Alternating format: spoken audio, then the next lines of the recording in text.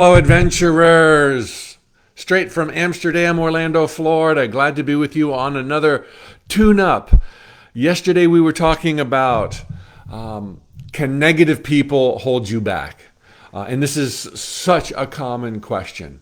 I think I answered that. Thanks for your questions. Continue to ask them below on Facebook or Instagram. But today I'm going to shift the equation to what can positive people do for you? Because, of course, while negative people cannot hold you back, you are Teflon, you are not vulnerable, you still don't want to hang out in that energy unless you love them for some other reasons. And there could be a lot of reasons. Do your best to shine your own light, create your own vibe, and you will attract more positive people. And then here's a trick. You get together, you collaborate, you mastermind, and your energy goes through the roof. Okay, so here's what I'm talking about. Whenever two or more are gathered, you know the biblical quote, and I'll share it with you in just a minute. And I'm not somebody who carries around a Bible. I am not religious.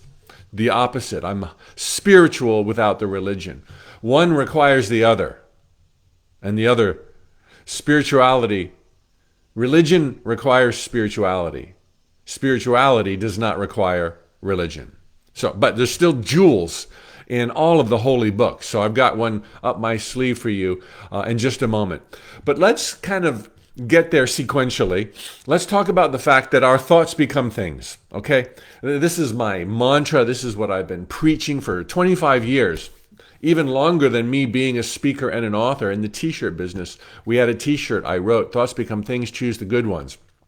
No other three words in the English language, or probably any other language, say so much about where we fit into the equation of reality creation. So how can we have any grounding, clarity, and confidence with thoughts becoming things? And then I will extrapolate that to two or more gathered in the name of the same cause.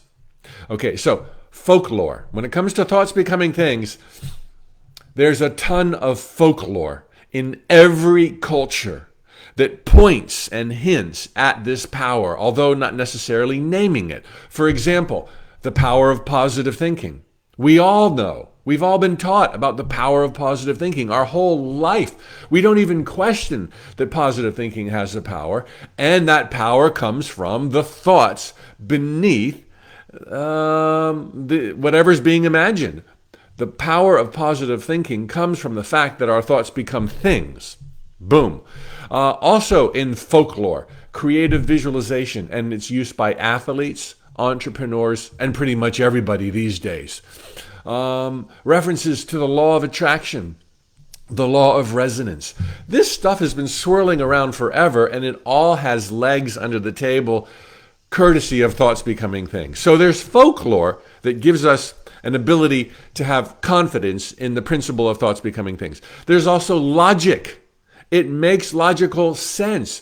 If you can deduce that we must be of God, by God, pure God, clearly there's an intelligence that you can deduce, visible throughout the physical universe. This planet alone is teeming with the most extraordinary life. Hence, there's intelligence and it's not random. And if there's intelligence, that means there is a God, not of religion.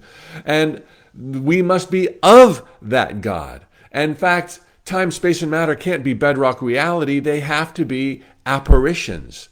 They have to be of our mind. Again, now we're placing mind at the source of matter. Thoughts become things. So logically we can get to there. This is going somewhere. And then there's evidence. In our own lives, we can all observe that that which you most wanted, and sometimes that which you most feared, has come upon me. Why? Because thoughts become things, and we live it every single day. How many times have you heard some celebrity athlete or celebrity rock star or celebrity anything, and they say, this is all I've ever dreamed about my whole life? Thoughts become things. And you can look at your own life for evidence of your thoughts becoming things. So when it comes to thoughts becoming things alone, there's folklore, legend, There's logic, it makes sense, and there's evidence, we see it in our lives. Now, let's look for those three components in the wisdom that there is a power in numbers. Numbers make dreams come true quicker when you are aligned. First, the folklore, the Bible, Matthew 18:20. I tell you truly that if two of you on earth agree about anything you ask for, it will be done for you. If two of you on earth, meaning living in the illusions, agree about anything you ask for, you can do this. It will be done for you. Okay, more folklore, very popular in the last couple of decades, is the idea of a mastermind group. I have a mastermind group every single Tuesday in my Infinite Possibility membership, which is today. I get together and jam with like-minded people on truth, power, possibilities, annihilating fear, and that energy is palpable. Other folks get together. Mom, Andy, and I used to get together every week to kind of envision t-shirts growing in to what today it is today. Whenever two or more are together, we see it in our own lives. And then, to add to the folklore, there is the team concept and the tribal concepts, tribal rituals, team rituals. Before the big game, you get together, you envision, you pray, you give thanks, you create in your mind for the whole team to see this pathway to excellence. In native tribes, tribal areas, there's the rituals before planting. There's the rituals before the harvest. There's the rituals before any celebration or a wedding or going to war. Because we have this innate knowledge that when we get together, amazing things can happen to a greater degree than if we just tried to do something alone. Okay, so we've got folklore that supports the concept, from the Bible to masterminds to rituals, the concept that whenever two or more are gathered, the power is multiplied. So now let's look at logic. Does that make logical sense?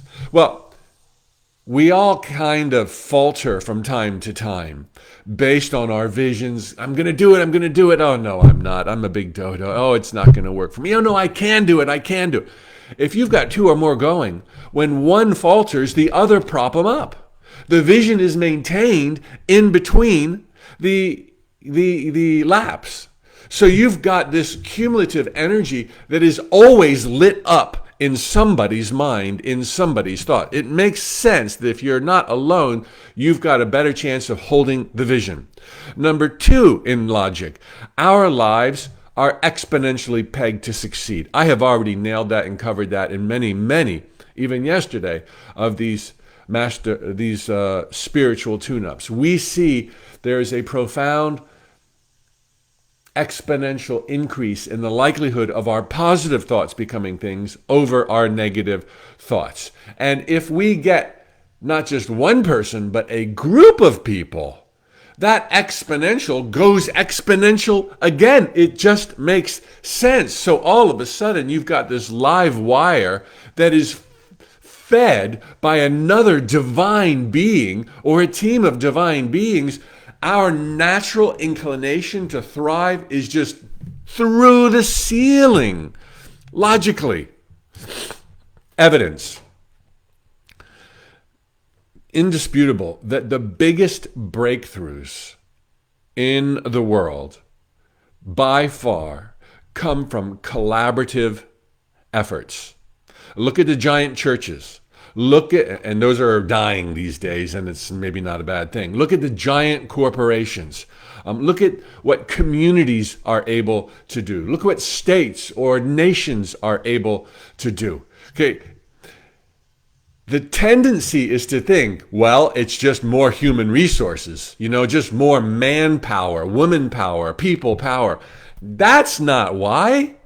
The reason nations can put men and women into space and to walk on the moon and to have these massive, gargantuan successes and triumphs and innovations and revelations like Google is because of the power of community, collective thought towards a joint aim or goal. So we see the evidence everywhere in the world. And here's a fun little piece of evidence. Many of you know who Abraham, Esther channels Abraham, right? That is a collective of spiritual beings that communicate as one through Esther. Why? They've been asked. To my knowledge, it's because they have a greater energy and are able to coalesce and communicate and refine the word selections better in a group. I co-authored a book with Tracy Farquhar, the illuminated psychic and medium, and she channels Frank, a collective, another collective of energies that come through. Asked why? Because we're able to do more working together. Sarah Landon, a super dear friend of mine, sarahlandon.com, channels the council, another collective. Why? Because more can be accomplished with greater ease and faster results when minds are focused on an agreed upon desired outcome. Again, the evidence is everywhere. 2 more points. Why, yesterday, did I say that if you're surrounded by negative people, it ain't no thing?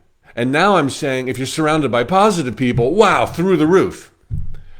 Again, because of our natural inclination to succeed, because of the natural inclination of positive, serving thoughts to become the things and events of our lives, where it is the opposite. It is difficult to make negative, limited thoughts become the things and events of your life. If you are positive and your friends are negative, you're going to prevail because positivity prevails.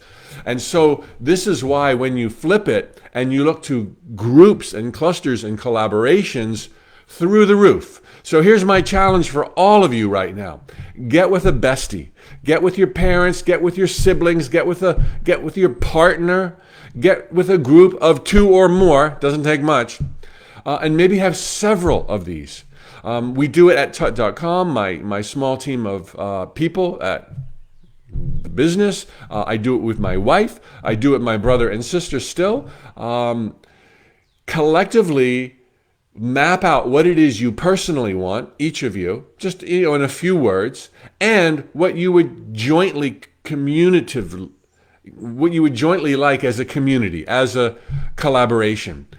Do it, touch base at least once a week, share successes, share inspiration, remind one another of where this is going and how much fun you're going to have, and prepare to be astounded. Okay, everybody, lots of love. That was a long one, but there's power in numbers. It's everywhere. There's folklore, there's logic, there's experience, and this will one day be as popular a talking point as is thoughts become things. You are adored. Tally ho!